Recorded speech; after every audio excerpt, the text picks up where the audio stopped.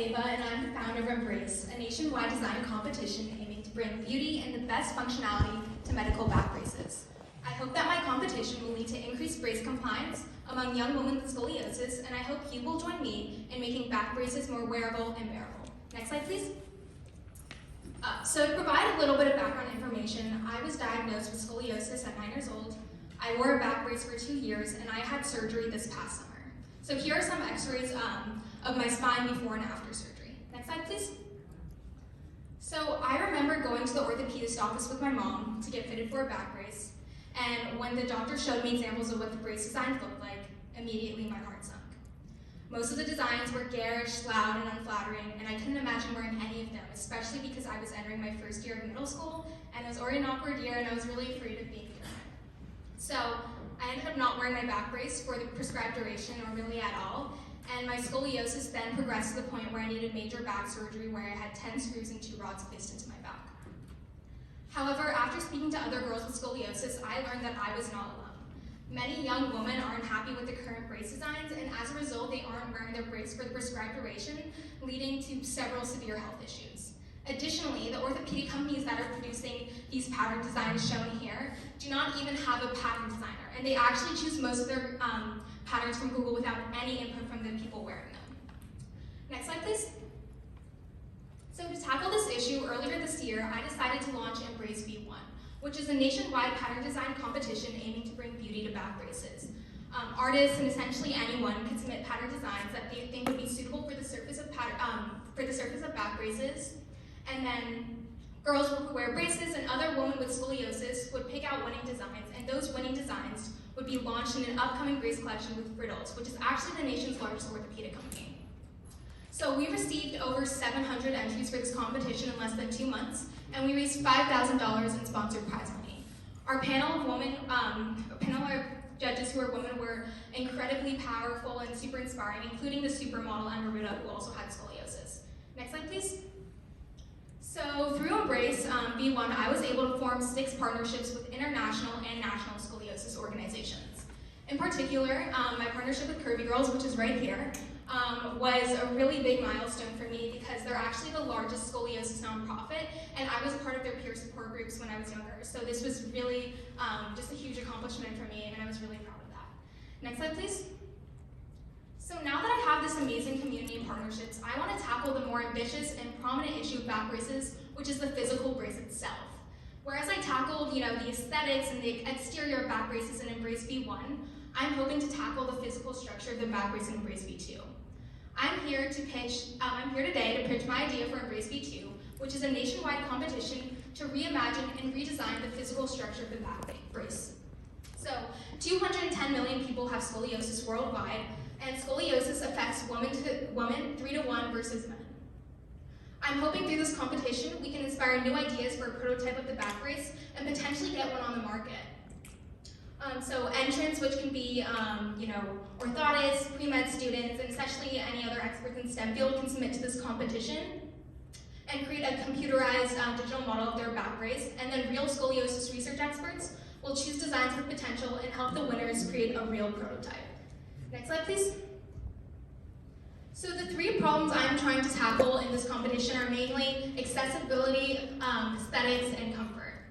So over the summer, I led a research study on the bracing process for young women, and I learned that many young women are unhappy with how the brace looks and also the comfort. As you can see, one woman here said that's very bulky and hard to wear, and then another said that back braces could be less noticeable and more comfortable, and these were complaints that we heard throughout the survey multiple times. Additionally, as I was doing more research, I found out about this huge financial barrier that existed with back braces. So back braces cost between $5,000 to $10,000. They're often not covered by insurance, and they have to be replaced periodically as adolescents grow and readjusted. So I learned that these were so expensive, and I didn't even realize this. So I'm hoping through this competition we can also find a more cost-effective way to produce back braces. Next slide, please. Okay, so what do we need to make emBrace V2 successful?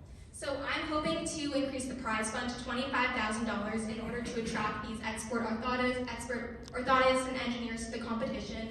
And also this competition is going to require a lot more support than my previous ones, so I'm also hoping for more mentors and sponsors, but really my goal is to get as many people on board as I can so I could use all the help I could get.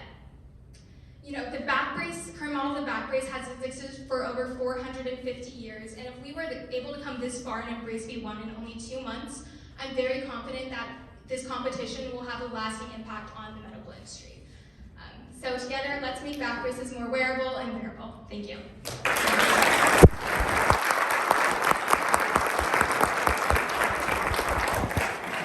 Thank you. Mike, did you want to go first since we did? That was amazing. I don't have questions for you. What you did a phenomenal job of doing was, one, start with a personal story. So your passion was like something deeper than a business idea. We see a lot of people that want to be entrepreneurs that are like their buddy at HBS, like launch something. I'm going to do something too. It's like, does the world need another fork? What you did, it throws TAM and all those other things out the window. You did a great job, scoliosis.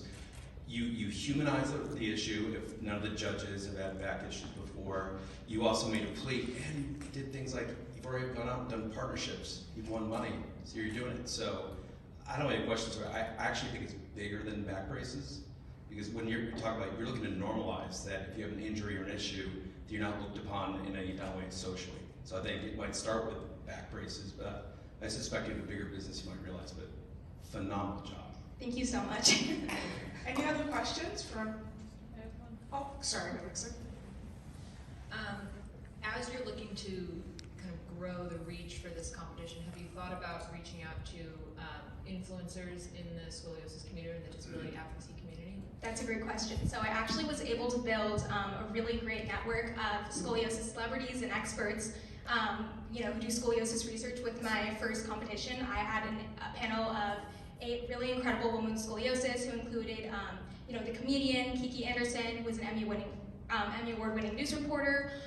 We had Shay Smith, who is Miss Missouri, and we also had Girls with Braces and Dr. Lori Dolan, who's one of the world's leading scoliosis research experts. So we were able to form this really amazing network, and I'm totally hoping to use those resources in emBrace V2 and use partnerships to really get the word out there, because I think part of this is also a numbers game, like trying to reach as many people as we can for this competition. I think is going to obviously lead to a higher success rate of finding a real back brace prototype. So yes. Can she be my mentor? I mean, any questions from the other side? Sure, Christine. So I'd echo that awesome job in building the community that you have today. I'm wondering though, so if you end up with the V2 and you get a bunch of actual prototypes, have you done any outreach into the people who are going to be able to make sort of the more medical, really to judge it on less than aesthetic? Yes, so I'm working on that. So for my first competition, I partnered with Frittles, which is an orthopedic company, to produce these back brace designs. And obviously it would be really amazing if I could get another partnership with them for this second version of the competition. There's also this company called Unique, which is based in like Silicon Valley, California, and they've recently kind of started doing more modern like leg prosthetics. So that was another company that I was thinking of reaching out to see if they'd maybe be interested in this idea. I know back braces are kind of different than like leg prosthetics, but it's along the similar lines of the orthopedic industry. So yeah, that would be my goal. Great, thank you, Eva.